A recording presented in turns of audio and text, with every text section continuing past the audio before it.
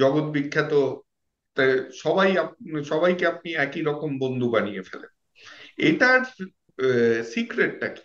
Managing time এবং sniffer ডগের মতো কাজ করা এবং সমস্ত কাজকে নিজের রুটিনের মধ্যে নিয়ে আসা, এটা সবচেয়ে বড় জিনিস। শুনেছি আপনার কাছে নাকি প্রচুর কালেকশন আছে। তো এটা কি ছোটবেলা থেকেই এই আগ্রহগুলো আছে আপনার? ইন্সপিরেশন ব্যাপারটা কিন্তু তা খানিকটা নিজের ভেতরে থাকে কিন্তু। আর অন্যটা কিন্তু সব ম্যানিফেস্টেশন, আমি মনে করি ম্যানিফেস্টেশন। লেসবিয়ানরা বা এরা, তো তারা কখনোই বলতে বলতে পারে না আমি লেসবিয়ান। যে একজন প্রফেসর আর একজন একজন তার পিএইচডি স্টুডেন্ট, প্রফেসর হচ্ছে হিন্দু, আর এ হচ্ছে যে গোঁড়া মুসলিম, এই ইনসিগনিফিকেন্ট লাইফের মধ্যে আমি একটা সিগনিফিকেন্স খুঁজে পাবো, এর মধ্যে অ্যাবস্ট্রাকশন খুঁজে পাবে। তো আমাদের এক বন্ধু কোম্পানি আছে মণিপুরা আয়ুর্বেদা বলে। ওরা আমাদের গেস্টের জন্য গিফট পাঠায়। ওরা এসেনশিয়াল অয়েল বেসড প্রোডাক্ট তৈরি করে। তার গিফট ব্যাগটা আমার কাছেই থাকলো। আপনি কলকাতায় এলে সেই দিন আমি ব্যাগটা হাতে করে নিয়ে গিয়ে আপনাকে দেবো। নমস্কার, আমি অনিমেষ। চেনেনি আমাকে তো।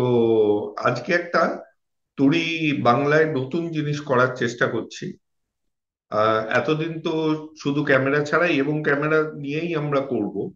কিন্তু অনেক সময় কি হয় যে অনেক বাঙালি আছেন কিংবা বাংলার যারা ভালো চান, তারা অনেকেই হয়তো বাংলা থেকে দূরে থেকে, এবং তাদেরকে সব সময় যে পাওয়া যায় ক্যামেরার সামনে ফিজিক্যালি শুট করতে, সেটা তো সম্ভব হয় না।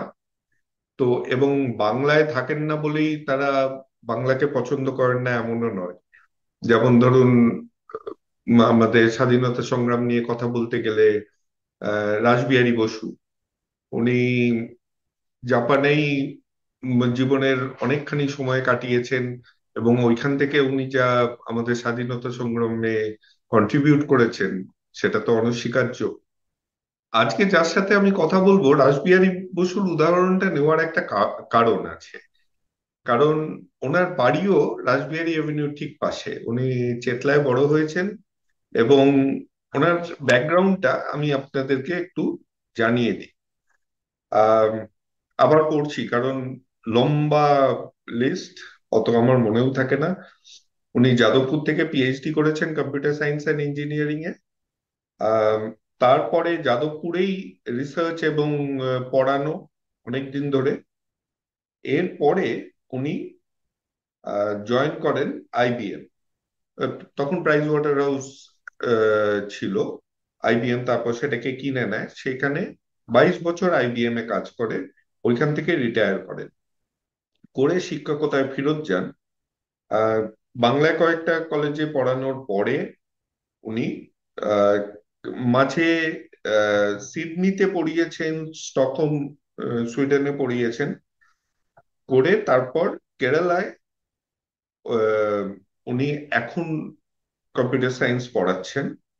উনি ওইখানকার department of computer science and engineering, Amrita বিশ্ব বিদ্যাপীঠম, যেটি একটি ইউনিভার্সিটি, অমৃতাপুরী কেরালায়, ওইখানে পড়াচ্ছেন। প্রায় 200-র মতন ইন্টারন্যাশনাল পাবলিকেশন আছে। এবং যখন এই সময়ের মধ্যে উনি দুটো বইও লিখেছিলেন, একটা গান্ধীজির উপরে, একটা কৌটিল্যর উপরে। সেগুলো নিয়ে জানবো। কিন্তু আজকে তার সাথে দেখা করার উদ্দেশ্য কিন্তু এটা নয়। তো ওনার জীবন নিশ্চয়ই খুব ঘটনাবহুল, কিন্তু এই রকম জীবন অন্যরও আছে। তো আজকে ওনার সাথে দেখা করার কারণটা হচ্ছে, উনি একটা অদ্ভুত জিনিস করছেন বাংলা ভাষা নিয়ে। উনি কবি, কিন্তু আবার আমরা যেরকম কবি দেখি সেই রকমও নয়। তো এইটা, এই পার্থক্যটা কি, কেন আমার অদ্ভুত লাগছে, সেটা কথার মধ্যে দিয়েই প্রকাশ পাবে। আগে ওনাকে এই ভিডিও কলে ডেকে নিই। তো এতক্ষণ যাকে নিয়ে কথা বলছিলাম, তিনি এখন ক্যামেরার সামনে এসে গেছেন। ওনার নাম অমিতাভ মুখার্জি। নমস্কার। আপনার সম্বন্ধে কি কি বলেছি সেগুলো পরে দেখ শুনে নেবেন। খারাপ কিছু বলিনি। তো আহ, আমি এইটুকু আপনার যেটা বলেছি যে আপনার এডুকেশন ব্যাকগ্রাউন্ড এবং আহ, কর্মজীবন নিয়ে যদিও কথা বলবো, কিন্তু সেটা আমাদের মুখ্য উদ্দেশ্য নয়। উদ্দেশ্য হচ্ছে আপনি কবি এবং নর্মালের থেকে একটু আলাদা ভাবে কবিতা লেখেন, সেটা আমাদের দর্শকদের একটু জানাবো যে এই রহস্যটার অ্যাকচুয়াল কি। তো তার আগে আপনার থেকে যেটা জানার, কয়েকটা শব্দর মানে যদি আমাদের শ্রোতাদের জন্য আপনি একটু সাহায্য করেন বুঝে নিতে। হাইকু। তো আহ, প্রথমেই বলতে হয় যে হাইকু প্রথম প্রথম লেখা হয় 1600 খ্রিস্টাব্দে, যে জাপানে জাপানে প্রথমে লেখা হয়, সেই সময় লেখা হয়। তা সেটা বেসিক্যালি আমাদের বাংলা ভাষায় যদি আমরা বলি, সেখানে 17টা সিলেবল থাকে। প্রথম লাইনে থাকে পাঁচ 5টা সিলেবল, দ্বিতীয় লাইনে থাকে 7টা সিলেবল, আর তৃতীয় লাইনে থাকে তিন আরো 5টা সিলেবল। এইগুলোকে যদি যোগ করা যায়, তখন দেখা যাবে যে 17টা সিলেবল আছে হাইকুতে। তারপরে হাইকিউ আস্তে আস্তে প্রথমে যে জাপানি কবি প্রথমেই ওই হাইকিউ লেখা শুরু করে 16th সেঞ্চুরি পরে। তারপরে অনেক পরে, প্রায় 200 বছর পরে, আহ, হল্যান্ডে একজন কবি শুরু করেন এটা লেখা নিয়ে। আর আমাদের দেশে আহ, বিংশ শতাব্দীর প্রথম দিকে তখন রবীন্দ্রনাথ ঠাকুর প্রথম হাইকিউ লেখেন। এরপরে অনেকেই হাইকিউ নিয়ে প্রচেষ্টা করেছে, বা অনেক হাইকিউ, বেশিরভাগ দেখা যায় যে কবিরা হাইকু ট্রান্সলেশন করেছেন, অনেক হাইকু ট্রান্সলেশন হয়েছেন বিভিন্ন জাপানি কবিদের। নিজেরা বসে হাইকু লিখেছেন অনেক কবি হয়তো আছেন, আমার সে অর্থে জানা নেই যে এখানে ভারত বাংলাদেশে এরকম অনেক এইভাবে হাইকু নিয়ে এক্সপেরিমেন্ট করেছে। তো পরের শব্দটা আসি, টানকা। আচ্ছা, টাঙ্কাটা ওখানে আগে ওই সময় সেটাও জাপানে এইটা শুরু হয়।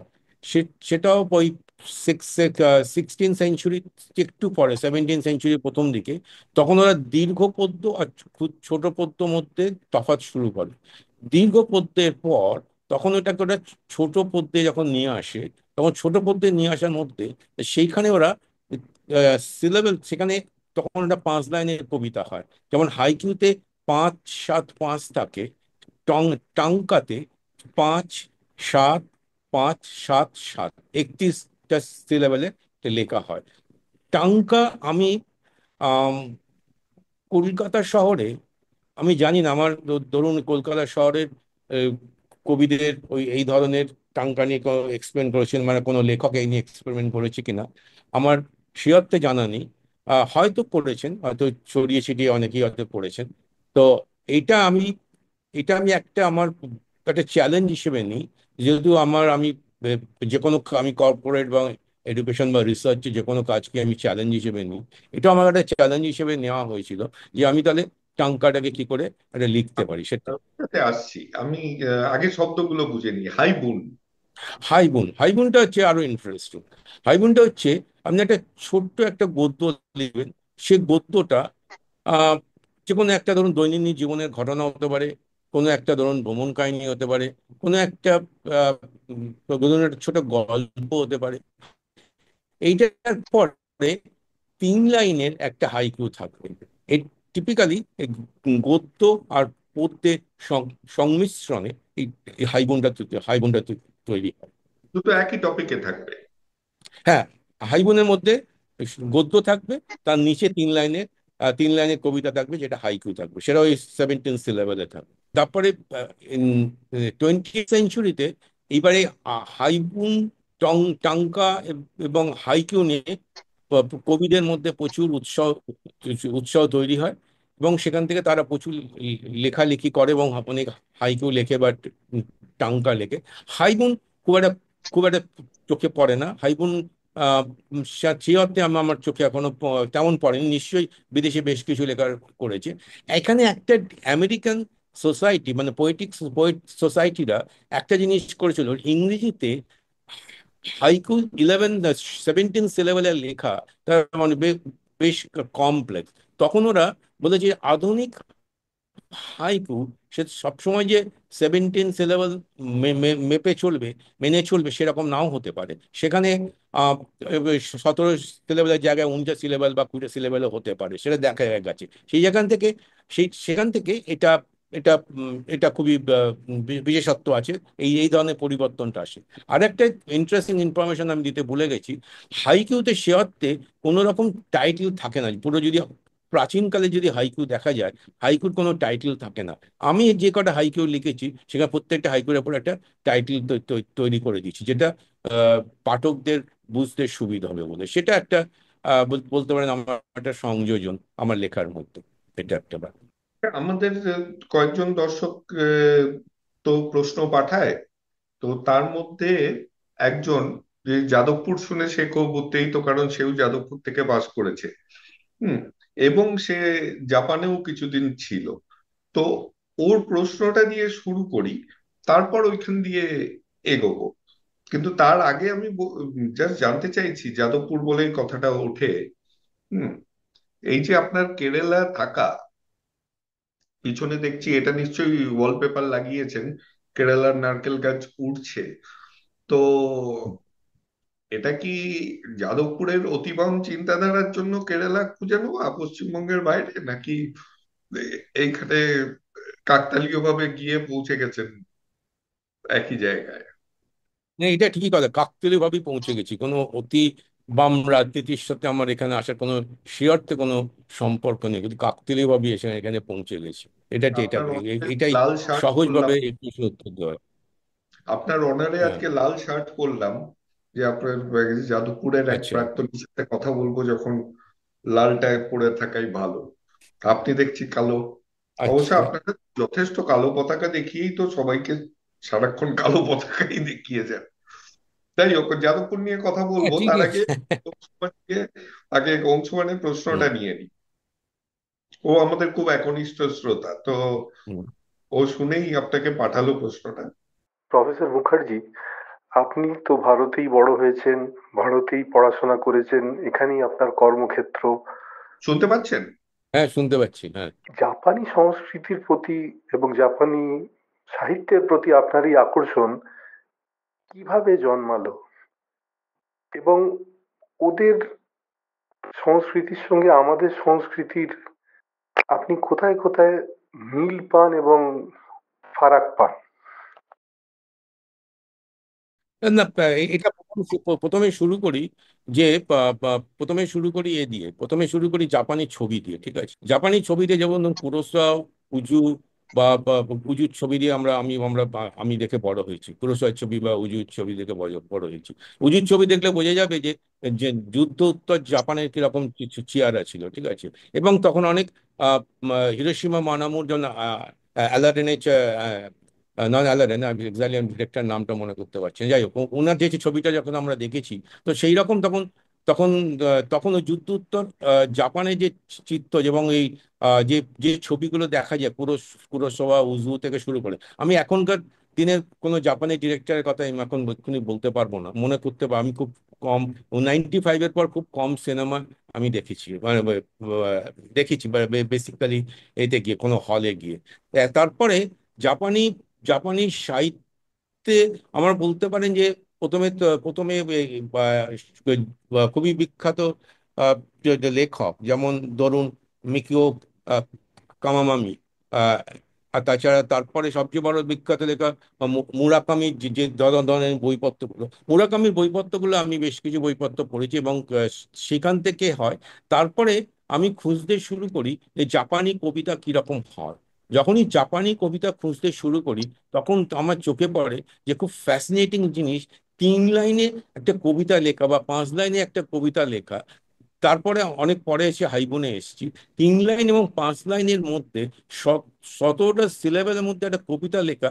সে কবিতার মধ্যে একটা নান্দনিক ব্যাপার থাকবে, শ্রুতিমধুর ব্যাপার থাকবে, এবং তার মধ্যে যেটা আমার চিন্তাধারা সেটাও এর মধ্যে থেকে বেরিয়ে আসবে। এই তিনটে জিনিস আমাকে খুব আকৃষ্ট করেছে। যখন আকৃষ্ট করা শুরু করে তখন আমি নিজে লিখতে শুরু করি যে কি করে লেখা যায়। তখন আমি যখন লিখতে শুরু করি, প্রথমে আমি দেখলাম যে 17টা সিলেবাল দিয়ে হচ্ছে না। তখন আমি খুঁজতে শুরু করলাম নিজেকে জাস্টিফাই করার জন্য যে 17 সিলেবালের বেশি যদি হয়, 19টা বা 21 সিলেবাল হয়। তখন আমি দেখি আমেরিকান পোয়েট সোসাইটি তারা তখন 17 সিলেবালসের ওই ক্লাসিক্যাল ফর্ম থেকে ভেঙে তারা দেখেছে যে এবং 18, 19, 20টা সিলেবাল পর্যন্ত হতে পারে। আমার ঠিক এক্স্যাক্টলি এখনো ওই ক্রস রেফারেন্স হিসেবে আর্টিকেলটা আমার কাছে হাতের কাছে নেই। হাতে কাছে আমি তাহলে দেখাতে পারতাম যে তারা কিভাবে কি বলেছে। তাই এটা তারপরে সেটাই সেটাই আমাকে খুব বেশি করে আকৃষ্ট করে যে এইভাবে লেখা যায় কিনা। তখন আমি দেখলাম লিখতে যখন পাচ্ছি, যখন লিখতে পারছি এবং প্রত্যেকটা লেখার মধ্যে যখন একটা মানে খুঁজে পাচ্ছি, তখন আমি এটার থেকে আকৃষ্ট হতে শুরু করার চেষ্টা করি। এবং তারপরে কিছু জাপানি, কিছু ক্লাসিক্যাল আমি পড়া শুরু করি, কি বলে, আম, হাইকু পড়া শুরু করি। হাইকু পড়া যখন শুরু করি তখন সেখান থেকে বুঝতে পারি যে তাদের লেখার মধ্যে যেরকম জিনিসটা আছে, তা তাদের নানা রকম ঘটনা, বেশিরভাগই নেচার বা day to day activities, day to জীবনযাত্রা নিয়ে সেই জিনিসপত্রগুলোই তারা লিখতো। তো সেইখান থেকে আমার আস্তে আস্তে ইন্টারেস্টটা গ্রো করে যে এটা নিয়ে এটা চর্চা করা যায় কিনা। সেইখান থেকেই আমি লেখাটা শুরু করি। তো হাইকু নিয়ে যখন শুরু করেই ফেলেছি, তাহলে কিছু উদাহরণ দিলে মনে হয় আরো ভালোভাবে বুঝতে পারবো। আপনার একটা তাহলে বই, তাহলে, আমি আমার সরি, বই, জানুয়ারি যে বইটা বেরিয়েছিল সেটা কি হাইকুর উপরেই পুরো? না হয় সেটা সেটা বেরিয়েছিল, যে বইটা বেরিয়েছে সে এমনই। সে বইটাতে হাইকু, এই যে বইটা হচ্ছে এরকম বইটা, আমি যদি আমার ব্লগ সাইটটা দেখাতে পারি, সেই ব্লগ সাইটে থেকেও, ব্লগ সাইটে আমি যদি দেখাই তাহলে আপনারা হ্যাঁ, দেখতে পাবেন যে যে সেখান থেকে আমার কিভাবে আহ, ওই দেখা যাচ্ছে আমার ব্লগ সাইটটা। হ্যাঁ, হ্যাঁ, দেখা যাচ্ছে। আচ্ছা, এই যে এটা হচ্ছে আমার বইটা, তা সে এমনই হচ্ছে আমার বইটা, ঠিক আছে। এখান থেকে দেখুন, আমি পরে পুরো পোর্টফোলিওটা বলবো, আমার পোর্টফোলিওটা কিরকম।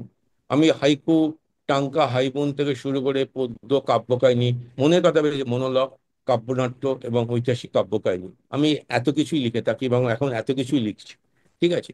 আজ আজকে ধরুন, আজকে একটা হাইকু দিয়ে শুরু করে, আজকে একটা হাইকু লিখেছি। যে হাইকুটা খুবই এ আহ, সে থাকে ছায়ার মধ্যে, ছায়া বাঁচে না, সে থাকে একা। যে এবারে আমার কিছু আমি হাইকু পড়ে শোনাচ্ছি, যেটাতে আহ, আহ, দেখা যেতে পারে যে এই হাইকুটা, এখানে কেউ যদি ক্লিক করে ঢোকে তখন দেখতে পাবে হাইকু, টাঙ্কা এবং হাইকুনের পুরো এটা আহ, লেখা আছে, মানে কি ডেফিনেশনটা লেখা আছে। এবারে ধরুন আমি একটা আহ, ছোট্ট একটা হাইকু পড়ছি, ধরুন আহ, এটা ধরুন ভিন্ন মেজা, সেটাই পড়া যায়। এটা মোটামুটি আমার কাছে সব বেশিরভাগ হাইকুতে করে একটা করে ইলাস্ট্রেশন থাকে। টিঙ্কাসের দুদিকে ভিন্ন মেজাজে মেজ ও সেজ বাবু। টিঙ্কাসের দুদিকে ভিন্ন মেজাজে মেজ ও সেজ বাবু। আচ্ছা, বলুন। উম, আমাদের উম, অবশ্যই হাইকুর 575-এ নয়, 575, হ্যাঁ, 575।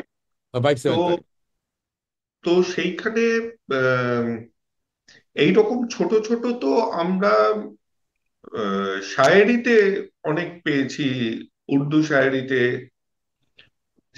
তো বাংলায় এটা এত পপুলার হয়নি কেন?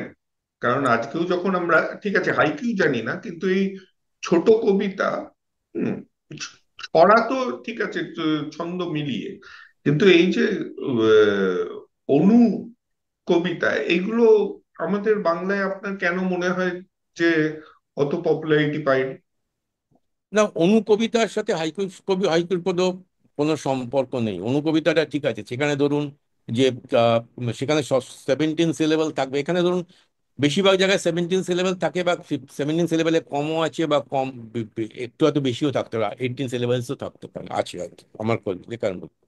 তো অনুকবিতার মধ্যে হাইকুর মধ্যে তফাৎ আছে। হাইকুটা এই তিনটে মাত্রা মেনে চলবে, প্রথমে এই মাত্রাটা মেনে চলতেই হবে, যে 5-7-5, এবং তার মধ্যে থেকে পুরো এটা মানে থট প্রসেসটা পুরোটা বেরিয়ে আসবে। শায়েরি আপনি যদি দেখতে পারেন, শায়েরির মধ্যে যেটা সবচেয়ে বেশি দেখা যায়, যে ধরুন সেটা আপনি বলতেই পারেন যে শায়েরির মধ্যে সেটা সেটার মধ্যে সঙ্গে এটা কোনো সম্পর্ক শায়েরি ধরুন, যেমন গানের মধ্যে যখন কেউ বন্দেশ গায়, তো দুটো লাইন দিয়ে সেটা গান গায়, দুটো লাইন দিয়ে সেটা হয়, সেটাই বারবার বিভিন্ন তালে আসে, বিভিন্ন রকম এতে আসে। তো দুটো দুটো লাইনই থাকে, দুটো লাইনই থাকে। সিমিলারলি তখন সেটাকে কখনোই আপনি তাকে হাইকু নামকরণ করতে পারেন না, তারই না, আমি সমস্ত। হাইকুর কথা বলছি না, আমি বলছি যে এই অনু কবিতা ব্যাপারটাই, হুম। যে কবিতা মানেই একটা মোটামুটি প্রমাণ সাইজের হাফ পেজের হতে হবে, এটা বাংলা কবিতায় একটা ধরন। মানে এই ছোট অনু কবিতা কিন্তু কেউই হাইকু, হাইকু নয়, অন্য কোনো ফর্মেও কিন্তু বাংলায় অত পপুলার হয়, মানে 3 লাইন 5 লাইন হুম। এর কবিতা, এটা কিন্তু এখনো পর্যন্ত, মানে আমি অ্যাটলিস্ট দেখিনি কোনো কেউ পপুলার করতে পেরেছেন আমাদের।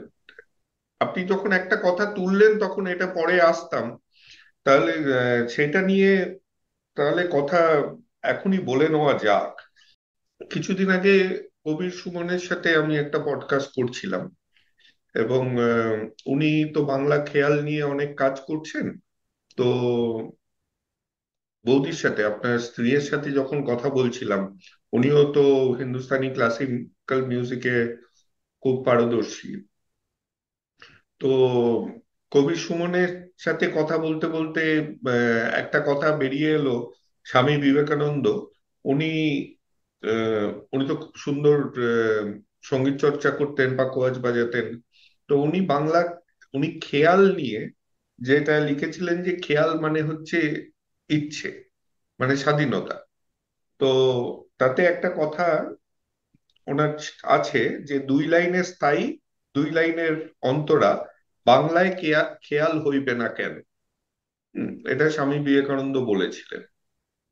তো আপনি যখন বন্দিশের কথা তুললেন, তখন আহ আপনি তো শুধু হাইকু কবি নন, আর বৌদি তো খেয়ালি গান।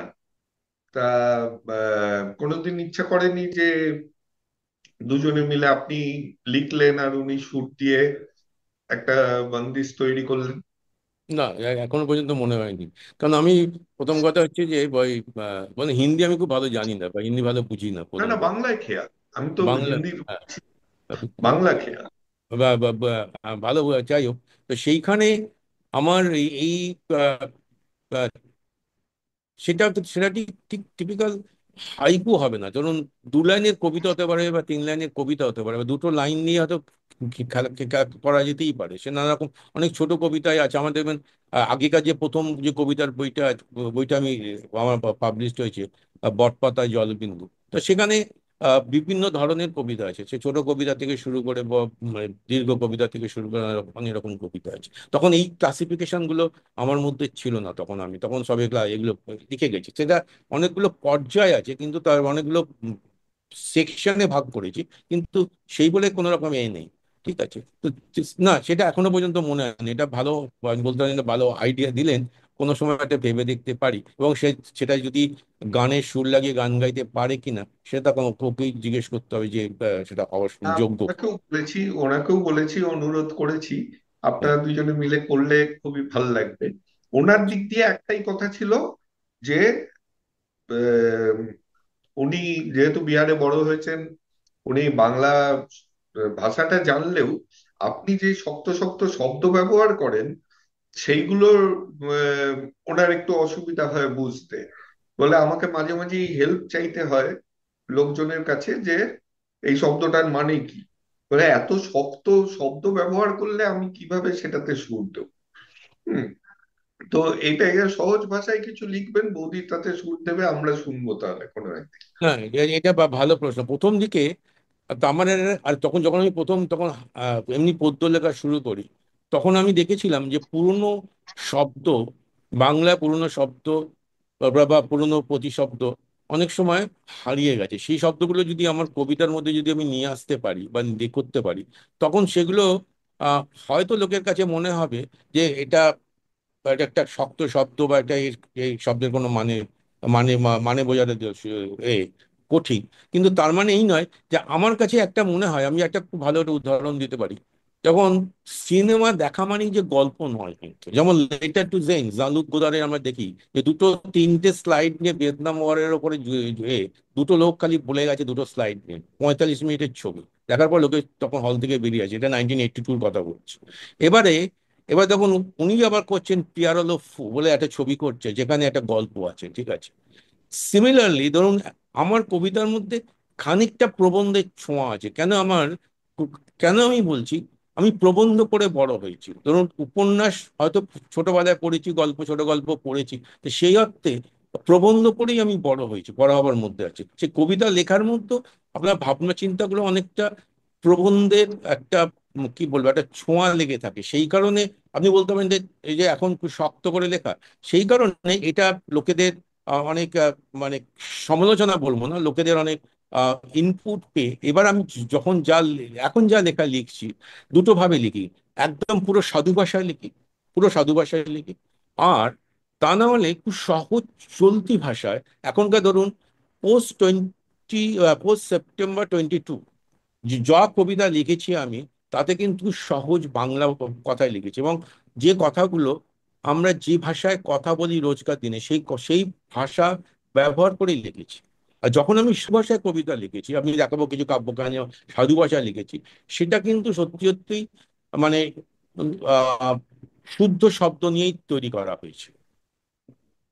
আচ্ছা, যার সাথেই কথা বলেছি সেই একটা কথা বলেছে, একটু সরে আসছি, যে আপনার বন্ধু কোনো শেষ নেই, মানে তার এক ধরনের বন্ধু নয়, মানে অ্যাক্রস দ্য সোশ্যাল স্ট্রাটা সবাই আপনার বন্ধু। আপনার বাড়ির যে ওয়েটার থেকে শুরু করে আহ, বিদেশি প্রফেসররা যারা আহ, জগৎ বিখ্যাত, তা সবাইকে আপনি একই রকম বন্ধু বানিয়ে ফেলেন। এটার সিক্রেটটা কি? না, আমার একটা কথা খুবই পরিষ্কার। আমার ভালো লাগা আর খারাপ লাগাটা খুব স্ট্রং, ঠিক আছে। ভালো লাগাটা খারাপ লাগাটা খুব স্ট্রং। ধরুন যাকে আমার ভালো লাগে তার সমস্ত কিছুই আমি সূর্যের আলোতে দেখি। আর যাকে আমার খারাপ লাগে তার ভালো জিনিসটাও আমি সূর্যের আলোতে দেখি না, আমি তাকে অন্ধকারে দেখি, ঠিক আছে। এটা হচ্ছে প্রথম কথা, ঠিক আছে। এবারে বন্ধুত্বের ব্যাপারটা ধরুন আমি প্রথমে সবার সাথেই কথা বলি বা কথা বলতে শুরু করি। তো এবং এবং প্রথমে আমি লোকের কথা শুনি বা তারপরে আমি কথা বলতে বলতে শুরু করি। আর সে অর্থে যদি আপনি বলেন যে আমি বন্ধুত্বের মতো একটা সবসময় একটা মানে কি বলবো সীমানা রাখি, যে আমি বলতে পারেন না যে আমার ব্যক্তিগত বন্ধু যদি কাউকে যদি বলেন সে অর্থে আমার কোনো ব্যক্তিগত বন্ধু, সে অর্থে আমার কোনো ব্যক্তিগত বন্ধু নেই। যাকে হয়তো একজন দুজন আছে, হয়তো তাদের সাথে হয়তো অল্প বিস্তর হয়তো নিজের এই কথা বলবো, অনুভূতির কথা বা দুঃখের কথা বা সুখ দুঃখের কথা বা এর কথা বলতে পারি। কেন আমি বলি সেই কারণেই আমি মনে করি যে কোনো লোকের সাথে আমি মিশি একটা কারণে মিশি, যেভাবে মিশি তাদেরকে প্রাপ্য তাদের তাদের মানে তার যোগ্যতা যাই থাক না কেন, এটা আমার প্রফেশনাল এথিক্স এর মধ্যে পড়ে। তো আমি যে কোনো জীবনে প্রফেশনাল এথিক্স এর মধ্যে পড়ে। তো আমি কোনো লোককে আমার প্রথম কোনো লোককে আমি যখন তুই বলে কথা বলি না, তুমি বা আপনি বলে কথা বলি, সে যে কোনো চার্চারি লোক হোক না কারণ, একমাত্র তুই তাকেই বলি যারা আমার কলেজ এবং স্কুল জীবনের বন্ধু, তাদের সাথে তুই বলে কথা বলি। 1 নম্বর। আর 2 নম্বর, আমি তাদের সাথে আহ যেভাবেই কথা বলি না কেন তার মধ্যে আমরা একটা সবসময়ের মধ্যে একটা আহ আহ, ভালো লাগা জিনিসটা আছে, আর খারাপ লাগা জিনিসটা খুব সঙ্গে সঙ্গে বেরিয়ে আসবে যে তাকে আমি পছন্দ করছি না। কারণ তাকে আমার আমি তাকে মুখে কিছু বলবো না, তো আমার মুখের এক বুড়ো কোঁচকানো দেখলে লোকে বুঝতে পারছে আমি তাকে অপছন্দ করতে শুরু করেছি। বা আমি তাকে হয়তো বলবো না, তখন আমার একটা মধ্যে নিজের মধ্যে একটা রেস্টলেস সিনড্রোম শুরু হয়ে যায়, কারণ আমি তার আর মানে বক্তব্য শুনতে ভালোবাসছি না। কিন্তু হ্যাঁ, বক্তব্য ঠিক আছে, যারা সত্যি আহ আমি ভালো মানুষ খারাপ মানুষ সত্যি সত্যি তার যাদের কাছ থেকে কিছু জিনিস জানা যায় বা শেখা যায়, তাদের সাথে বসে গল্প করা যায়, আড্ডা মারা যায় এবং প্রাণ খুলে কথা বলা যায়, যেখানে কোনো ভনিতা থাকবে না, সে ধরনের লোকের সাথে আমার সবসময় মিশতে ভালো লাগে। এবং আমি খুব খুব চট করে যে কোনো লোকের সাথে বন্ধুত্ব বানিয়ে ফেলতে পারি, বা খুব চট করে সেই লোকের কাছ থেকে আমি দূরে সরে যেতে পারি। কারণটা হচ্ছে যে যে মানে এটা হচ্ছে যে সম্পর্কটাকে বজায় রাখার জন্য এই জিনিসটা আমার করতে হয়েছে, আর কিছু নয়, আর কিছু নয়। সেই কারণেই যে ধরুন আমি যেটা যে ধরুন আমি একটা কথা বলি, ধরুন যেখানেই আমাদের একজন লোয়ার স্ট্র্যাটা অফ দা ধরুন অর্গানাইজেশন যখন কোনো কাজ করছে, তাদের সাথে সবার সাথে গিয়ে যখন কাজ সে সবার সাথে গিয়ে আমি হ্যান্ডশেক করি যে well done, well done, well done. এটা করি, এটা করে দেখাই, তারা কিন্তু অবাক হয়ে যায় যে আমি এসে তাদের সাথে হ্যান্ডশেক করছি বা করছি। তো এইটা হচ্ছে ব্যাপার, যে মানে যে আমার মনে হয় যে কাজের মধ্যে যে এই বিভেদটা থাকা উচিত নয়। আমি বলছি না সবসময় আমার ওই বিভেদটা আছে, কারণ আমি সবসময় নিশ্চয়ই আমি যখন আমি হার্ড টাস্ক মাস্টার, আমি যখন লোককে যখন কথা বলি তখন আমি খুব রুডলি ব্যবহার করি, তখন আমাকে খুব অপছন্দ করে, সত্যি খুব অপছন্দ। কাজ শেষ হয়ে গেলে তখন আমি তার সাথে কিন্তু আমার আর কোনো কোনো এ থাকে না, চলো have a cup of coffee and cup of a glass of beer, a glass of whisky, I don't mind, চলে এসো, হয়ে গেছে। তো এই কারণেই আমার মনে হয় যে একটা, আর যাদের ভালো লাগে, ধরুন যাদের সাথে কথা বলতে ভালো লাগে, তাদের সাথে গিয়ে আমি যেচেই কথা বলি, যে ঠিক আছে ফোন করে কথা বলি, এ করে কথা বলি, সেটা করি, মানে এইটার জন্যই করি। তার জন্যই যে সবসময় যে খুব ব্যক্তিগত কথা বলতে হবে তা নয়, এর সাথে অনেক রকম কথাবার্তা আছে, সেই কারণেই একটা এইভাবে কিন্তু বন্ধুটা রয়ে যায় বা এ হয়ে যায় কিন্তু। তো আহ, আপনি যখন ভণিতা পছন্দ করেন না, তাহলে ভণিতা সরিয়ে রেখেই বলছি, পরের বার যখন কলকাতায় আসবেন, আপনার চেতলার বাড়িতে আপনার পেন, ঘড়ি এবং ফিল্মের কালেকশন দেখতে আমি খুবই আগ্রহী। হুম, তো এইগুলো, এটা ভুলে যাবেন না, একটু জানাবেন, যাতে কোনো ভনিতা ছাড়াই গিয়ে আমি, মানে শুনেছি আপনার কাছে নাকি প্রচুর কালেকশন আছে যেগুলো, তো এটা কি ছোটবেলা থেকেই এই আগ্রহগুলো আছে আপনার? ধরুন ছোটবেলা খুব সাদা, আমি আমার ছোটবেলাটা যদি আমি যদি বলতে শুরু করি, ধরুন প্রথমে ছোটবেলায় বড় হয়েছে একান্নবর্তী পরিবার, ধরুন আমাদের জাতুদ ভাই বোনের মধ্যে বড় হয়েছে, খুব মান্যের মধ্যে বড় হয়েছে। আমার বাবা সরকারি বা কেন্দ্রীয় সরকারি ক্যালকাটা পোর্ট ট্রাস্টে চাকরি করতো, আমার মা আছে হাউস ওয়াইফ, ঠিক আছে। আর এইভাবেই আমরা বড় হয়েছি, জীবনে খুব মান্যের মধ্যে বড় হয়েছে, ঠিক আছে। তো সেখান থেকে বড় হয়েছি, বড় হওয়ার পর সেখানে অত সামর্থ্য ছিল না যে যে কত কিছু করার, ঠিক আছে। তখন সে হয়তো আমার মনেও আছে যে আমাদের খুব খুব অল্পেতে সন্তুষ্ট থাকতে হতো, কিছু চাইলেও হয়তো অত পেতাম না, যেমন এখনকার ধরুন জানি না, তখন প্রত্যেক বছরে করে লোকে বেড়াতে যাচ্ছে করছে, সেই বেড়ানো যাওয়ার ব্যাপারটা আমার মনে হয় সারা জীবনে আমার বাবা মার সাথে আমরা 2 বছরে সারা ক্লাস 9 পর্যন্ত না 10 পর্যন্ত সারা জীবনে তো একবারই হয়তো বেড়াতে গেছি, না দুবার বেড়াতে গেছিল ওই সারা জীবনে, ভাই ওই বয়স পর্যন্ত ঘুরেতে। তো যাই হোক, তো সেই কারণে আর এই তারপরে এই এই পছন্দটা কিন্তু ছোটবেলা থেকেই আমার মধ্যে ছিল। আমার বাবাকে আমি দেখতাম যে বাবার একটা খুব ইয়ে ছিল যে বাবা খুব আহ, বাবার একজন বন্ধু ছিলেন আমাদের পাশেই থাকতেন, ওই পাড়াতেই থাকতেন। তারা প্রত্যেক রোববার দিন ওনার ওনার গাড়ি থাকতো, দুজনে মিলে একসাথে করে বাংলা সিনেমা দেখতে যেত, ঠিক আছে, রোববার করে। এবং সে একদম গিলে করা পাঞ্জাবি এবং ধুতি পরে যেত, খুব একটা সে তারও খুব কম জামা কাপড় ছিল, কিন্তু যখন যেত খুব পাট পাট করে যেত, ঠিক আছে। তো এইভাবে যেত। আর সেখান থেকে যে আমার যে ওই রকম ফ্যাসিনেশন তৈরি হয়েছে নয়, খানিকটা ছিল হয়তো ভেতরে, আর খানিকটা হয়তো আহ আহ, দেখে বা বুঝে এটা তৈরি করেছি, ঠিক আছে। আর এবার এবার এটা যেটা ঠিক কথাই, যে আমার যে জিনিসটা ভালো লাগে সেটা আমি অনেকক্ষণ দিন ধরে ধরে সংগ্রহ করার চেষ্টা করেছি, সেটাই করেছি, আর কিছু নয়, ওই রকম কিছু নয় যে লোককে দেখানোর জন্য বা লোককে বলার জন্য না, নয়। হ্যাঁ। সে তো দেখান না, আমি দেখতে চেয়েছি হ্যাঁ, কিন্তু। ঠিক আছে, হ্যাঁ অবশ্যই। যেমন হ্যাঁ, ধরুন বইয়ের ধরুন আমার এক সময় আমাদের একজন ভদ্রলোক ছিল, আমি একটা ছোট্ট একটা গল্প বলে শেষ করছি।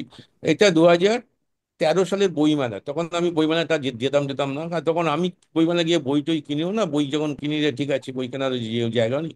তখন একজন আমি ধরো ইন্ডিয়ান এক্সপ্রেসে একটা খবর দেখতে পেলাম যে ভট্টাচার্য বলে একজন ভদ্রলোক, সে পুঁথি তার কাছে আছে, প্রায় 300 বছরের পুরনো পুঁথি আছে।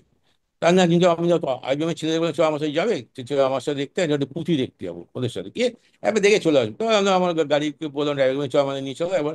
তখন এতে মিলন মেলাতে বই মেলা হতো, তো গেলাম। গিয়ে দিয়ে যাওয়ার পর পুঁথিতে গিয়ে তখন হলো দেখলাম যে বছর ভদ্রলোক থেকে পুঁথি গিয়ে দেখলাম বেশ গেল। বা পুঁথি দেখালো না, পুঁথিতে দেখাতে হবে না, লাল কাপড় দিয়ে মোড়া আছে, আনলাম ঠিক আছে। তারপর বেশ কিছু পুরোনো বইটা দিল। তাই বললাম যে আমার কিছু পুরোনো বই পছন্দ হয়েছে, এই বইগুলো দেবেন। তাহলে বললাম যে আমি ক্রেডিট কার্ড বার করে দিলাম, বললাম আমি তো ক্রেডিট কার্ড নেই না। তাহলে আমি চললাম, আমার কাছে টাকা নেই, আমার ক্যাশ পয়সা নেই। তো তখন আমাকে দেখে কিরকম মনে হয়, ঠিক আছে আমার ভিজিটিং কার্ডটা রাখুন। তখন আমার সঙ্গে দু তিনজন ছিল, তারা দোকান ছেড়ে চলে গেছে। আর ভিজিটিং কার্ডটা রাখুন, কালকে আপনার ছেলেকে আপনার অফিসে পাঠিয়ে দেবেন, টাকা দিয়ে দেবো, বুঝলে? তখন আমার কাছ থেকে ধরুন বার্গেন করতে আমি খুব ভালো পারি। বার্গেন করে আমরা ধরুন ধরুন সেটা বইটার দাম ধরুন 14,000 টাকার বইটা আমি ধরুন 4,000 টাকা বার্গেন করে নিয়েছি, নানা রকম ধরনের বইপত্র। বিশেষ করে তখন আমি বাংলায় পুরোনো বই আমার কালেকশন খুব বেশি লাগে। যেমন যেমন ধরুন বটতলার কোনো বইপত্র আমার কাছে নেই, বটতলার বই বা ওই রকম ওই ধরনের সময়কার বই। তো যাই হোক, ওই কারণে ওর কাছ থেকে আমি অনেকগুলো এরকম বেশ কিছু বই নিয়ে চলে এলাম। তখন ওকে আমি একটা ভিজিটিং কার্ড দিয়ে বইগুলো নিয়ে আমি চলে গেলাম। তারপরেও পাশের তারপরে ও অনেকবারই এসেছিল, বই দিয়ে গেছে, অনেক কিছু করেছে। তো সেটাই বলছি, বইটা তখন তখন আমার কাছে একটা ধরুন 200 বছরের বা বই আছে। এবং আহ, প্রথম যেটা মেঘনাদ বধ কাব্যের প্রথম যে ছাপাখানাটা, সেটা বইটা আপনি দেখবেন ভেতরে এখনো একটু ভাজা ভাজা মতো হয়ে গেছে। সেই বইটা আমার কাছে কালেকশন, আমি অনেক যত্ন করে রেখে দিয়েছি। তাই এইগুলো এগুলো রাখতে ভালো লাগে, এবং পড়ার সুযোগ পেলে পড়েছি পড়েছি, এবং এ করে দেখেছি। আর আর মিউজিক তখন সিডি কালেকশন, তখন আমার ওয়েস্টার্ন ক্লাসিক্যাল আমার, আমি অত অত বেশি বুঝি না, আমার কিন্তু কানে খুব ভালো লাগে। সেজন্য ওয়েস্টার্ন ক্লাসিক্যাল যেমন ইউদিমেনি আমার কি বলে আপনার, আমার ভায়োলিন বা অর্কেস্ট্রা খুব ভালো লাগতো। তখন ভারতবর্ষে কোনো জায়গায় পাওয়া যেত না। তখন আমি যখনই পৃথিবীতে বিভিন্ন জায়গায় যেতাম, তখন আমি খুঁজে বার করতাম যে ওই ধরনের সিডি কি করে পাওয়া যায়। সেখান থেকে কালেকশন কিছু হয়েছে, আর কিছু নয় তেমন কিছু। আচ্ছা। তো আহ, আবার কবিতায় ফিরি। হুম। এখন কি লিখছেন? আচ্ছা, এখন আমি ধরুন আপনাকে যদি দেখাতে পারি, ধরুন আমি আবার আমার এটা আমি যাচ্ছি, ব্লক সাইডে যাচ্ছি। হুম। একটা নতুন বই আসছে শুনলাম তো। হ্যাঁ, নতুন বইটা আছে, সেটা আপনাকে আমার কাছে আসছে, সেটা আসছে, হ্যাঁ। আচ্ছা, আমি এখন লিখছি ধরুন, আমি এইমাত্র একটা একটা কাব্যনাট্য শেষ করেছি। সেটা হচ্ছে যে দুটো মেয়েকে নিয়ে লেখা, লেসবিয়ান লেসবিয়ান লাভ, ঠিক আছে? তো সেটা লিখতে প্রায় 2 বছর লেগেছে, ঠিক আছে? তো সেটা আমি লেখাটা শেষ করেছি। শেষ করে এখন তার যে কবিতাগুলো, তো সেই কবিতাগুলো আমি এখন কাব্যকাহিনীর মধ্যে এবারে এখানে করার চেষ্টা করেছি। কাব্যকাহিনী এই যে দুই মেয়ের প্রেম হিসেবে দেওয়া শুরু করেছি, পর্ব 1 পর্ব 2 করে এরকম দিয়েছি। ওরকম ওর মধ্যে যে কবিতাগুলো আছে সেই কবিতাগুলো ওখানে রেখেছি, ঠিক আছে? তা এবারে এখন আমি মানে যে একটা নতুন যে বইটা আসছে, সেটা আমি লিখছি মেধাবী দর্পণ। একদিকে আমি কবিতা লিখেছি, আর সেই কবিতাই এআই টুল দিয়ে লিখেছে। সেটাকে আমরা নাম দিয়েছি মেধাবী দর্পণ। আর এআই এর সাথে আপ- দাবা। এটা এআই এর একটু সাথে। বন্ধ শেয়ারটা, যাতে এই যে এটা আপনার মুখটা না হলে খুব ছোট হয়ে যাচ্ছে। হুম। তো আহ, একটু বলুন, শুনি তাহলে জিনিসটা। ওখান থেকে তাহলে আমি কবিতাটা পড়ে, আমি কবিতা দেখিয়ে পড়ার সুবিধা ও, হবে না? না না, বলুন না, কারণ আচ্ছা, দেখুন, আমি ধরুন একটা কবিতা আমি ধরুন আপনাকে আমি বলছি। ধরুন একদিকে কবিতার নাম হচ্ছে, বইটা ছাপবে, প্রতিভাস ছাপবে। তো আহ, তো সেখানে ধরুন আমি একটা ছোট কবিতা বলছি, এবং সেখানে এআই কিভাবে লিখেছে সেটা আপনি পড়লে বুঝতে পারবেন। তো প্রথম পাশাপাশি আপনি লিখেছেন, এআই লিখেছে? পাশাপাশি সেটা আমি দেখাতে চাই, সেখানে আমি তাহলে দেখাবো। দেখালে দারুণ হয় তাহলে। হ্যাঁ, তাহলে তো অবশ্যই। আমি ভেবেছি শুধু আপনি এআই না, নিয়ে। না, না, এটা হচ্ছে আমার আমার লেখা। আর আমি এই কবিতাটাই একটু জুম এআই কে করে দেবেন। বলেছি, যে এআইটা কিভাবে লিখবে। এবারে দেখুন একটু তফাৎটা দেখুন। জুম দেবেন, একটু পড়া যাচ্ছে না, একটু বড় করে দিন। হ্যাঁ, ঠিক আছে। এবারে দেখুন, শুধু কবিতার নাম হচ্ছে শুধু পদ্য। বছর শুরু সারিবদ্ধতা নিয়ে পদ্য আঙ্গিকে, ব্যঞ্জনায়, প্রয়োজনে বা অপ্রয়োজনে। এই হচ্ছে পদ্য সম্বন্ধে আমার লেখা। এবারে এআই লিখছে এটা একই কবিতা। বছর শুরু সারিবদ্ধ শ্বাসের মতো সারিবদ্ধ পদ্য, শব্দে ছন্দে প্রয়োজনে অপ্রয়োজনে। তারপর আবার বেজায় বড় করছি। বর্ণমালা রেলগাড়ি একটা মাত্র মাত্রা পেরিয়ে আরেক মাত্রা থামে, যেখানে বাক্যরা দাঁড়িয়ে থাকে সারিবদ্ধ, যেন সৈনিকের সারি বা হয়তো জুড়ে থাকা শব্দের মিছিল। শব্দ কখনো বাজে অকারণে বা অদ্ভুত প্রয়োজনে, যে প্রয়োজনে কেউ বোঝে না, কিন্তু শব্দরা বোঝে বছর শুরু হয়েছে পদ্য বয়ে চলে সারিবদ্ধতা ভেঙে নতুন শব্দের আশায়। এটা হচ্ছে এআই লিখছে। ধরুন এবারে 4 লাইনের কবিতার মধ্যে আমি যেটা বোঝাচ্ছি সেটা কিন্তু এআই টিপিক্যালি একটা, ধরুন প্রায় ধরুন 15-20 লাইনের একটা কবিতা হিসেবে লিখেছে। তো সেইখানে এআই যেটা যেরকম ভাবে ইন্টারপ্রেট করেছে, যেভাবে বুঝেছে, তো সেইভাবে এটা ধরুন চ্যাট জিপিটি বা জেমিনিতে গিয়ে এই ধরুন আপনি আপনার কবিতাটাকে বলে দিতে পারেন, দিয়ে বললেন যে এইরকম একটা কবিতা লিখুন। আমি যেভাবে করেছি আমার কবিতা দিয়ে বলেছি তুমি এইরকম একটা কবিতা দেবে। তো এইভাবে যদি আমার ধরুন একবার 150টা কবিতা এখানে লেখা আছে পাশাপাশি, ধরুন এবার দেখুন ছোট্ট একটা কবিতা দেখুন আপনাকে পড়ে শোনাচ্ছি আর একটা। নিশ্চিত নয় আমাকে তোমার চেনা আছে, তোমার কাছে আমার পরিচয় আছে, ভবিষ্যৎ তবু নিশ্চিত নয় কারণে বা অকারণে।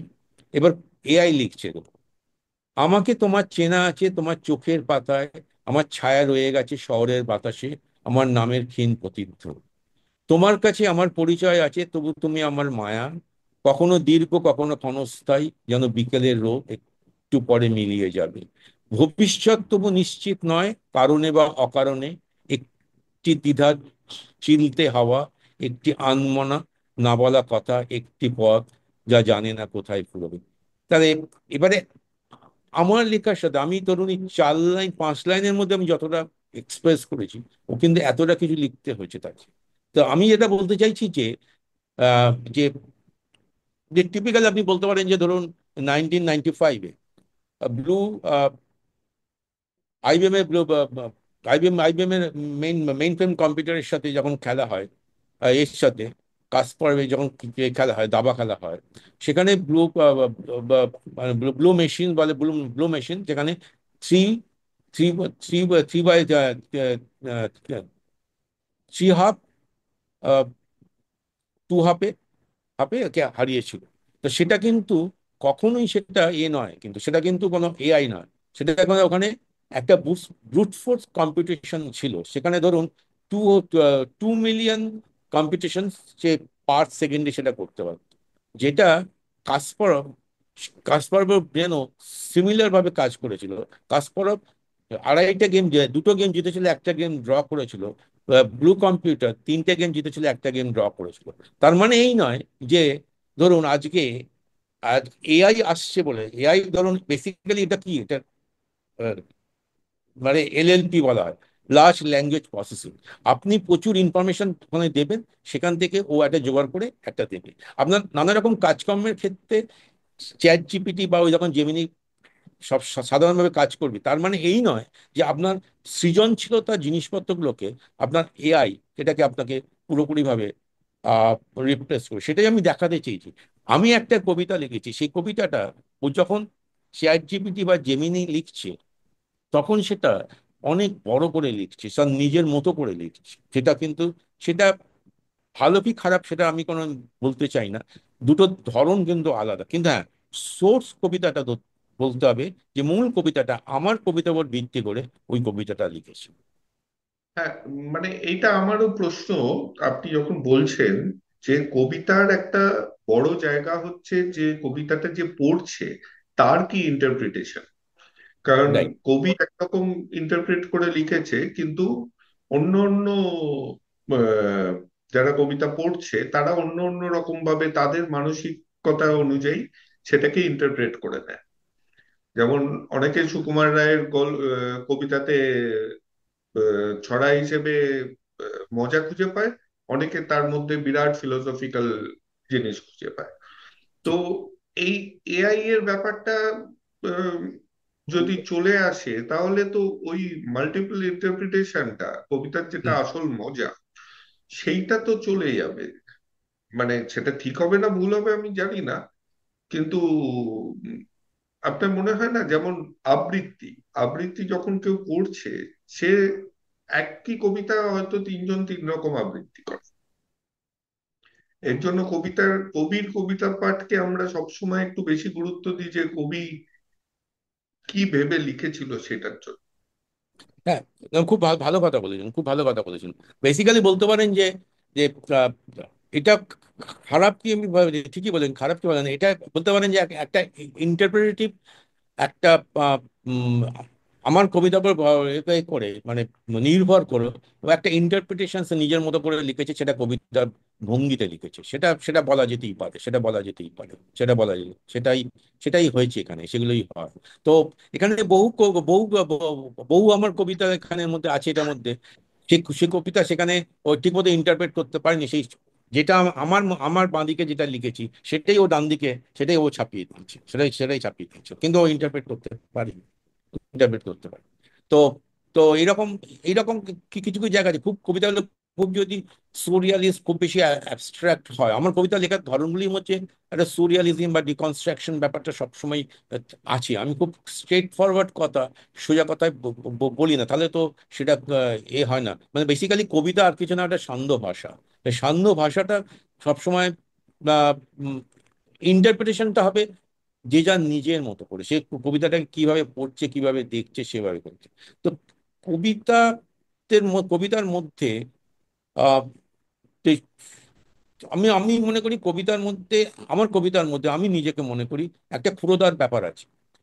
যেমন আমি একটা বলি, ধরুন ইমোশনটাকে আমি একটা খুব সুন্দর একটা উদাহরণ দিয়ে বলতে পারি। ধরুন আপনি আলজিবে, আমার ইমোশনটা এত বেশি, মানে কি বলবো, আহ ঠান্ডা। ধরুন আপনি আলজিবে বরফ লাগলেন, হুইস্কি খাওয়ার সময় বা যেখানে আলজিবে বরফ লাগলেন, তখন যেমন গলে যাচ্ছে, তখন যেটা ইমোশনটা ফিল করতে পারেন, আমার কবিতার মধ্যে সেই ইমোশনটা সেরকম ফিল করতে পারবেন। এটা ঠিক কিন্তু একটা লেবুর জলের শরবত নয়, যে ইমোশনটা লেবু জলের শরবত নয় যেটা আপনি খাচ্ছেন। তো সিমিলারলি আমার ইমোশনটা ভেরি খুব ঠান্ডা ইমোশন, যেটার মধ্যে যেমন আমি প্রেমের কবিতাও যখন লিখছি, সেখানেও ঠিক ঠিক সেইভাবেই কিন্তু উচ্ছ্বাসটা বেরিয়ে আসছে। যেমন ধরুন একটা কাব্যনাট্য আমি যখন লিখছি, কাব্যনাট্য থামাই, লিখছি হ্যাঁ, যেখানে, হ্যাঁ, একটু একটু আপনাকে থামাই, কারণ আমি ওই প্রেম শব্দটাতে অন্য জায়গায় চলে যাচ্ছি। তার আগে একজন আপনাকে আরেকটা প্রশ্ন পাঠিয়েছে, সেটা শুনে এগোই। এত ব্যস্ততার মধ্যেও কবিতা পড়েন কখন? মানে নিশ্চয়ই কবিতা লেখার আগে কবিতা পড়েন। তো এক নম্বর প্রশ্ন, কবিতা পড়েন কখন? আর দু নম্বর হচ্ছে আপনার প্রিয় কবি কে? আচ্ছা, আচ্ছা এটা ধরুন, অশোক হ্যাঁ, মুখোপাধ্যায় পাঠিয়েছেন, হ্যাঁ, চেনেন তাকে? তো উনি এসেছিলেন আমাদের পডকাস্টে। তো উম, ওনার সাথে নিশ্চয়ই পরিচয় আছে, হ্যাঁ, কারণ খুব ভালোভাবে আছি। হ্যাঁ, তো হ্যাঁ, উনি পাঠিয়েছেন। এর উপরে আমার একটা প্রশ্ন আছে, যে আহ, এই যে কবিতার গ্রামার, অনেকে বলে কবিতার গ্রামার আছে, কয়েকজন বলে একেবারেই গ্রামার নেই, মনের ভাব প্রকাশ করাটাকেই কবিতা বলে। হুম। তো আপনার এই এই তিনটে, অশোকদার দুটো এবং আমার একটা প্রশ্ন মিলিয়ে যদি আমাদেরকে বলেন। হ্যাঁ, ঠিক আছে। প্রথম কথা হচ্ছে যে, তো আমি মনে করি, আমি আমি এই সবাইকে বলি যে if you do not walk like a sniper dog, you cannot, I'm not saying that succeed, you cannot perform well, very well into the any fear of the life, any sphere of the life. If you walk like a snipper dog, তো আমি বলছি আমি 11 ঘন্টা কাজ করতে হবে। আমি বলি যে আমার কথা হচ্ছে 11 ঘন্টা কাজ করতে হবে, এবং প্রত্যেকটা ঘন্টা ম্যানেজ করতে হবে, এবং প্রত্যেকটা ঘন্টা ম্যানেজ করতে হবে। যে আমি যখন আড্ডা মারবো, আড্ডাই মারবো, ঠিক আছে, তখন অন্য কিছু করবো না, আড্ডাই মারবো। আড্ডা 11 ঘন্টা হয়তো বাদ দিয়ে, বা 11 ঘন্টার মধ্যে হয়তো পড়তে পারে আড্ডা মারছে, আজকে আড্ডা মারার সময় 2 ঘন্টা আড্ডা মারবো, 2 ঘন্টাই আড্ডা মারবো, 2 ঘন্টা 5 মিনিট বা 10 মিনিট কমা, তখন বেরিয়ে চলে যাবো। তো এই ম্যানেজিং টাইম এবং স্নিপার ডগের মতো কাজ করা, এবং সমস্ত কাজকে নিজের রুটিনের মধ্যে নিয়ে আসা, এটা সবচেয়ে বড় জিনিস, আমি মনে করি সবচেয়ে বড় জিনিস। সেই কারণে সময় বার করা ব্যাপারটা কিন্তু কোনো নয়, কোনো অসুবিধার কিছু কারণ নয়, অসুবিধার কোনো কারণ নয়, ঠিক আছে, একদম। 2 নম্বর হচ্ছে, এবারে ধরুন যে, যেহেতু আমার সারা জীবন ধরেই আমি টেকনিক্যাল রিসার্চ করে গেছি, ঠিক আছে, টেকনিক্যাল রিসার্চ যখন করে গেছি, আমরা প্রচুর পেপার আমাদের পড়তে হয়, কোনো কোনো একটা নতুন আইডিয়াস বা কোনো কোনো নতুন কিছু করতে গেলে পড়তে হয়, পড়ি, সেটা পড়ে কি করি, সেখান থেকে কিছু কিছু পয়েন্টস লিখে রাখি বা কিছু কিছু জিনিস মাথায় রাখি। সিমিলারলি সেই আইডিয়াটা, সেই ট্রেনিংটা আমার ইভেন আমার এই লেখা লেখার মধ্যেও কিন্তু সেটা আমার মধ্যে আছে। আমি কিন্তু প্রচুর পড়ি, প্রচুর পড়ি। আমি বলতে পারি, আপনি বাংলা কবিতা পড়েন, বাংলা বই পড়েন? আমি কম পড়ি, মানে with due respect to all আমি ধরুন শেষে ধরুন লাস্ট ধরুন বা বাংলা তখন বলবেন যে আপনার মতো এরকম অনামজাদা লোকের কেন কবিতা অন্য লোকেরা পড়তে যাবে। Absolutely pertinent questions. আমি বলতে চাইছি যে যে কবিতাটা লোক দিয়ে বিচার হয় না। কবিতাটাকে দেখতে হবে বা লেখাটাকে দেখতে হবে তার মধ্যে কোনো কন্টেন্ট আছে কিনা, তার এক্সপ্রেশনটা কিরকম আছে, তো তার এক্সপ্রেশনের মধ্যে কোনো রকম কি বলে কোনো ডিসরাপশনস আছে কিনা, এইগুলো খুব খুব বড় ইম্পর্টেন্ট পয়েন্ট। আমি কোনো গ্রামার মানি না। আমার ধরুন, হ্যাঁ, আমি আমি বাংলা ছাত্র নয়, বা আমি বাংলা ওরকম বুঝি না কাকে বাংলা সেই ছন্দ মিলিয়ে আমি পারি না। আমার লেখার মধ্যে আমার কানে কানে যদি আমার ভালো না লাগে তখন সেই শব্দকে আমি চেঞ্জ করি বা সেই শব্দগুলোকে নিয়ে আসি। কানে আমার ভালো লাগছে, phonetically it's very soothing in my ear, that's my whole point. এবং সেটা হচ্ছে, সেটা যদি ভালো না লাগে তখন সেটা কখনোই দাঁড়াচ্ছে না। এক নম্বর। দু নম্বর হচ্ছে, আমি সব সময় খুঁজি একটা সোজা কথাকে সোজাভাবে না বলে কিভাবে ঘুরিয়ে বলা যেতে পারে। এবং অনেক সময় সোজা সোজা কথা বলার দরকার আছে, কিন্তু অনেক ক্ষেত্রে ঘুরিয়ে বলার দরকার আছে। কেন? কারণ সেখানে যদি আমি একটা অ্যাবস্ট্রাকশন নিয়ে আসতে পারি, লোক, বিভিন্ন পাঠকরা বিভিন্ন ধরনের মানে তৈরি করতে পারবে। আমি যদি সোজা কথা যদি সোজাভাবে বলি, সেটা কিন্তু একটা আহ সেটা কিরকম হতে পারে, সেটা আমি বলছি, সেটা আসছি সেই পয়েন্টে। সেটা হতে পারে ধরুন insignificant feature of the life, যেটা কিন্তু সবচেয়ে বড় কথা। ইনসিগনিফিকেন্ট, ধরুন একটা আহ, মহিলা, সে তার বারান্দায় গিয়ে জামাটা শুকুর দিচ্ছে, তো চুলটা আঁচিয়ে সে তার ঘরে চলে আসছে। এইটার মধ্যে খুব ইনসিগনিফিকেন্ট লাইফ আছে, কিন্তু এই সিগনিফিকেন্ট লাইফের মধ্যে একটা আমার একটা হাইফন এটা নিয়ে লেখা আছে, এই এই ইনসিগনিফিকেন্ট লাইফের মধ্যে আমি একটা সিগনিফিকেন্স খুঁজে পাবো, এর মধ্যে অ্যাবস্ট্রাকশন খুঁজে পাবে। সেটা হচ্ছে সবচেয়ে বড় কথা। যে সিমিলারলি আমি যেটা বলতে চাইছি, হ্যাঁ, যেটা আমি অশোকদার প্রশ্নের আমি উত্তর দিচ্ছি, হ্যাঁ, আমি যখনই সময় পাই আমি পড়ি। আমার আমার সফট কপি থাকে, আমার সফট কপি থাকে, আমি পড়ি। আমার অনেকগুলো আমার ডাউনলোড করা থাকে, সেগুলোকে পড়ি। আর আমি পারি যে সব ভালো আইডিয়াস গুলোকে আমি সবসময় নোট ডাউন করে রাখি, ভালো পয়েন্টগুলো নোট ডাউন করে রাখি। সে কবিতা হোক, তো ধরুন গল্প হোক, সিনেমা হোক। সিনেমা আমি এখন দেখি না, বলতে পারবো না সিনেমা আমি এখনকার দিনে, এখন লাস্ট 15 বছর 20 বছর কোনো সিনেমা আমি দেখিনি।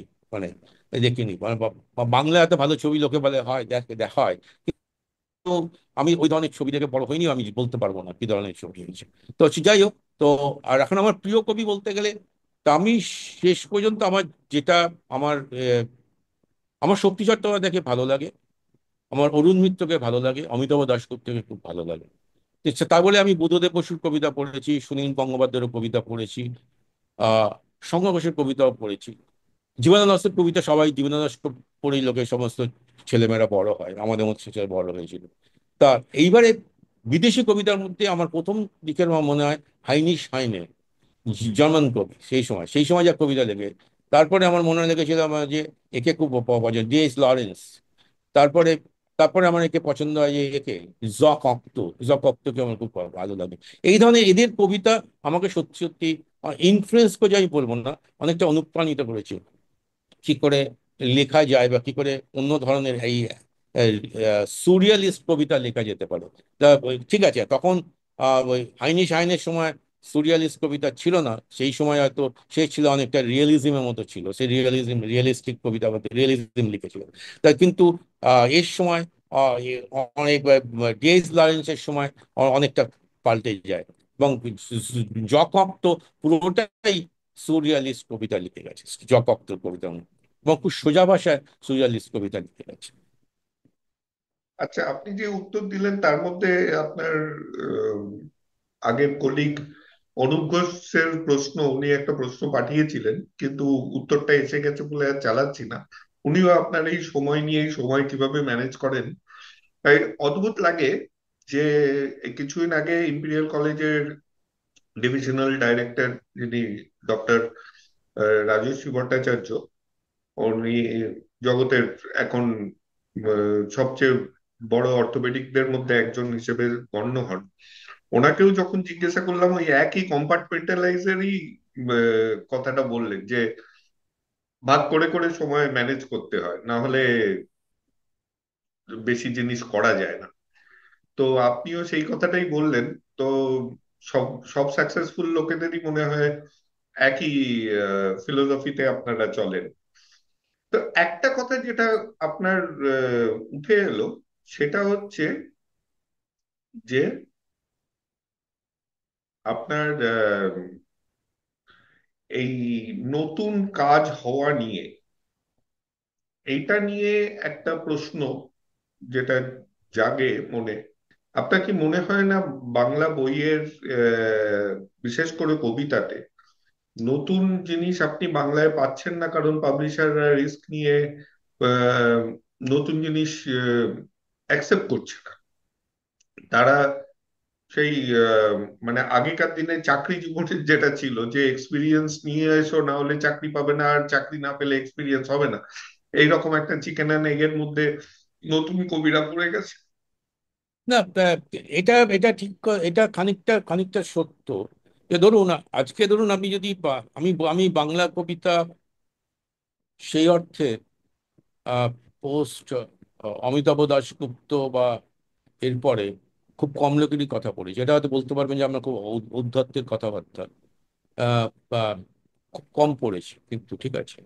তো নিশ্চয়ই অনেকে অনেকে অনেক ভালো কবিতা লিখেছে, অনেক ভালো কবিতা আছে, খুঁজলে পাওয়া যাবে, সেটা ঠিক কথাই।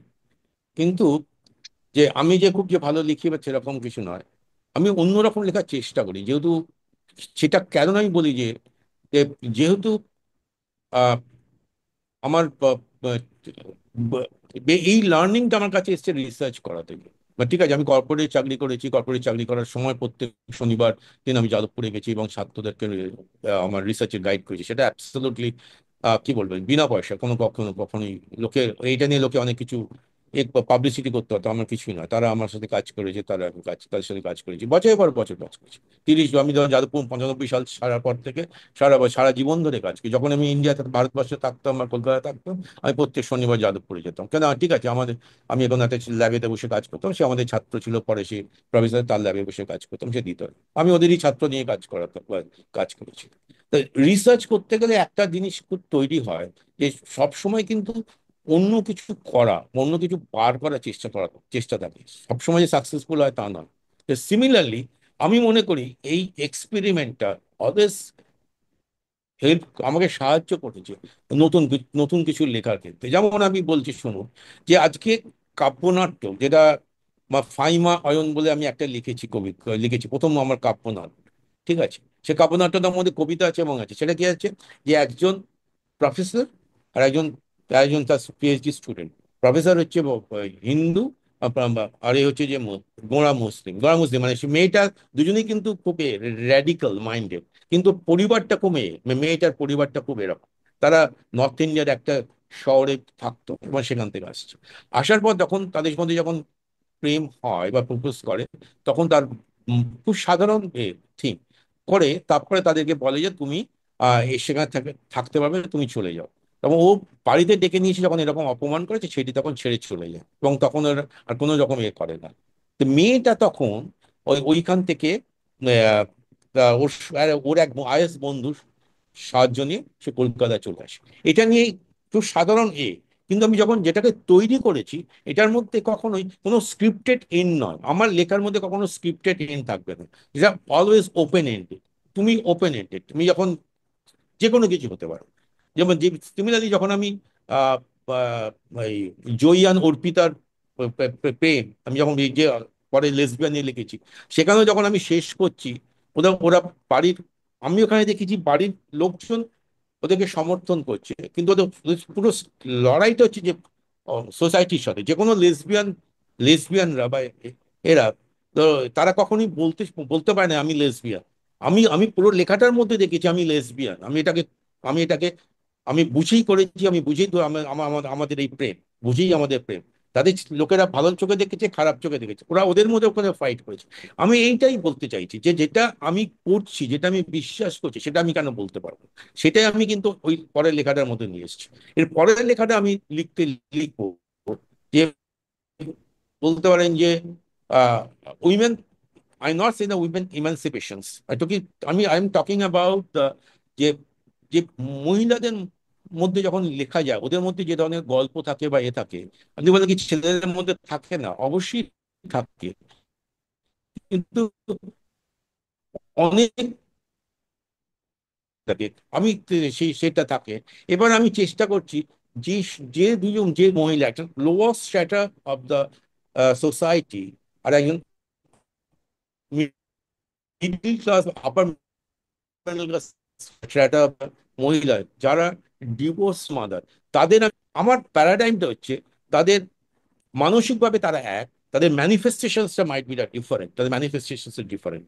তো ম্যানিফেস্টেশন ডিফারেন্ট মানে তারা কিন্তু একই জিনিস চেয়েছে, তাদের স্ট্রাগল করে বড় হতে বা যা ইচ্ছে করতে, নিজেকে সামলাতে।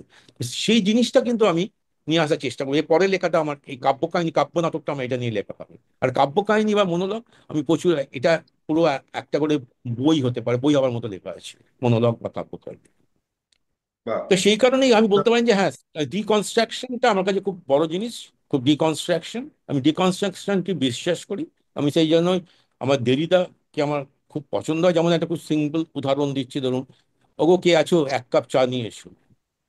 এটাকে ধরুন, এটাকে যদি আপনি যদি একটা প্রপার কনটেক্সটে যদি বলেন, আরে আহ বাড়িতে গেস্ট এসছে, এক কাপ চা দিয়ে দাও, এটার একটা এক্সপ্রেশন, কে আছে এক কাপ চা দিয়ে যাও, কে এসছে দেখো এক কাপ চা দিয়ে যাও। এই যে ডিকোডিং করা, ডিকনস্ট্রাকশন করা বা এই যে এটা কোনো স্ট্রাকচারকে ভাঙা, এটা হচ্ছে আমার ভেতরের ব্যাপার। আমি সবসময় স্ট্রাকচারকে ভাঙতে চাই, স্ট্রাকচারকে ভাঙতে, কোনো কোনো স্ট্রাকচার, নতুন কোনো যে স্ট্রাকচারটা থাকে সেটাকে ভেঙে নতুন কি করা যেতে পারে। মানে derivation is, I always like the derivation. Derivation অনেকটা derivation, first order derivation, third order derivation, second order derivation, I like the derivation. Derivation না হলে কিছু হবে না, কিচ্ছু হয় না। তো আহ, শেষ প্রশ্নে আসি। আপনি বললেন কথাটা, তখন আপনাকে থামালাম না, কিন্তু আপনি যেই কথাটা বলছিলেন সেই অদ্ভুত ভাবে মনের মিল, যে সেই নিয়েই প্রশ্ন করেছেন। হ্যাঁ, যদিও উনি আপনার রিসার্চের উপরে করেছেন, কিন্তু আহ, তাও আহ, ওই সেই হেরে না যাওয়া মানসিকতা তো আহ, চালাচ্ছি। বলাতে নিশ্চয়ই চিনতেই পারবেন নিজের সহধর্মিণীকে।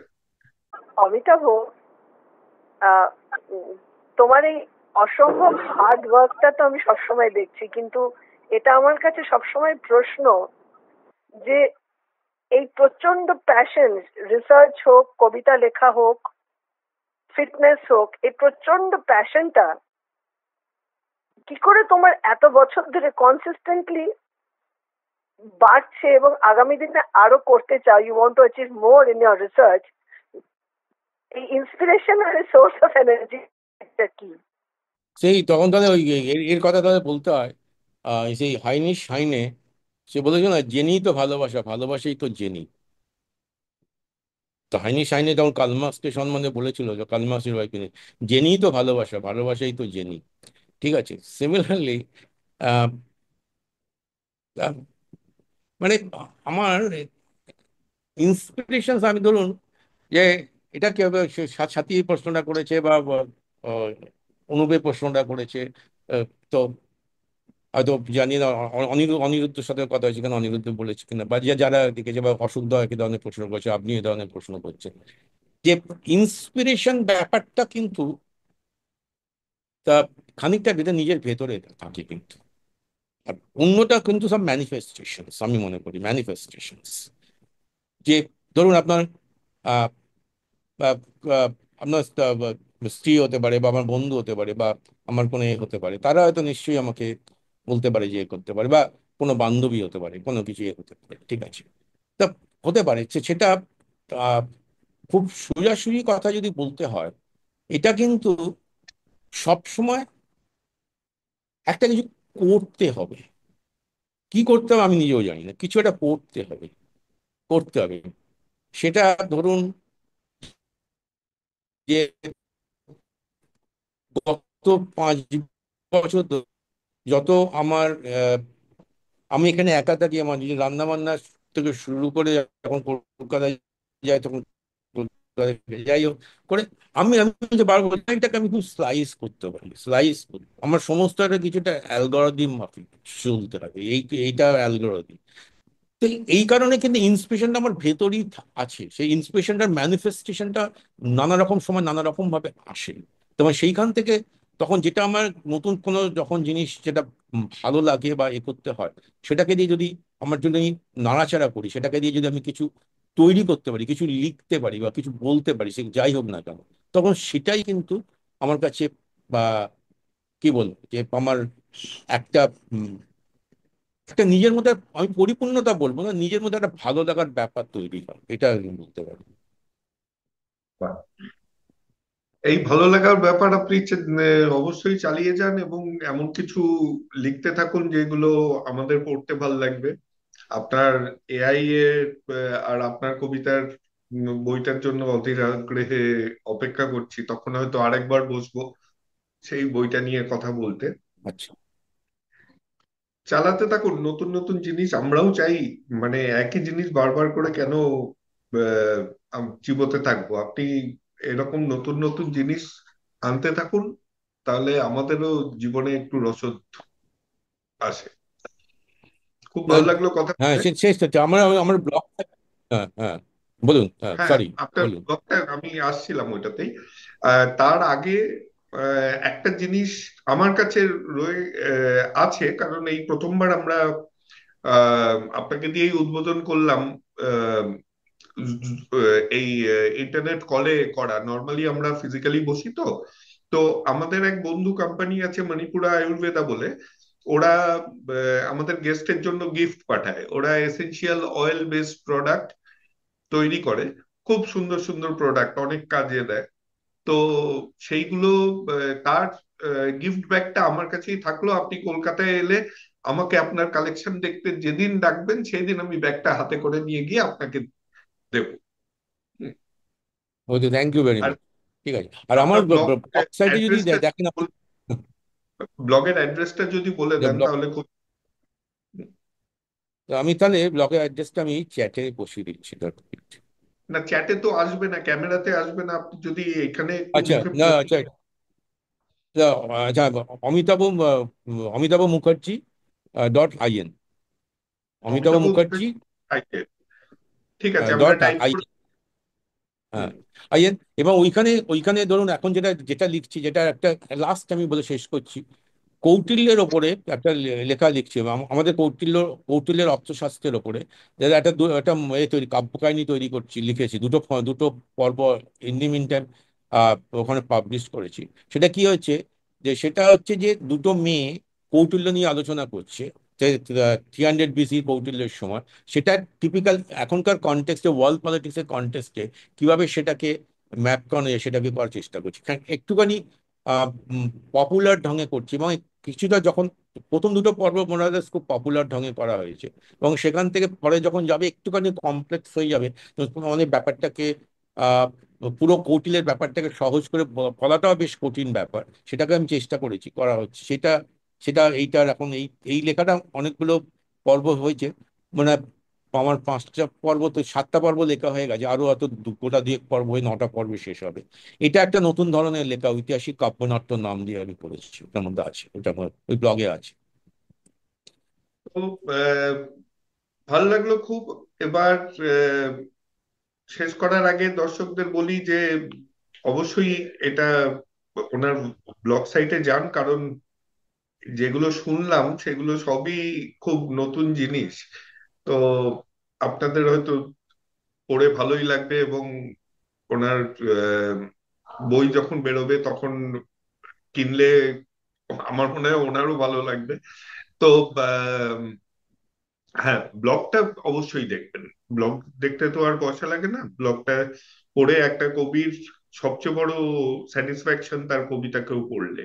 এবং উনি তো শুধু কবি নন, অনেক কিছু লিখছেন তো, এবং ইন্টারেস্টিং সব টপিকসে। তো আজকে এখানেই শেষ করি। আবার পরের তুড়ি বাংলার সেশনের জন্য আপনাদের অনুরোধ করব। তো তার নোটিফিকেশন পেতে গেলে সাবস্ক্রাইব করে বেল আইকনটা টুক করে টিপে দিতে হবে, সেটা তো আপনারা জানেনই। তো এখনো যদি না টিপে থাকেন প্লিজ টিপে দেবেন। ধন্যবাদ। ধন্যবাদ নমস্কার। প্রফেসর। নমস্কার।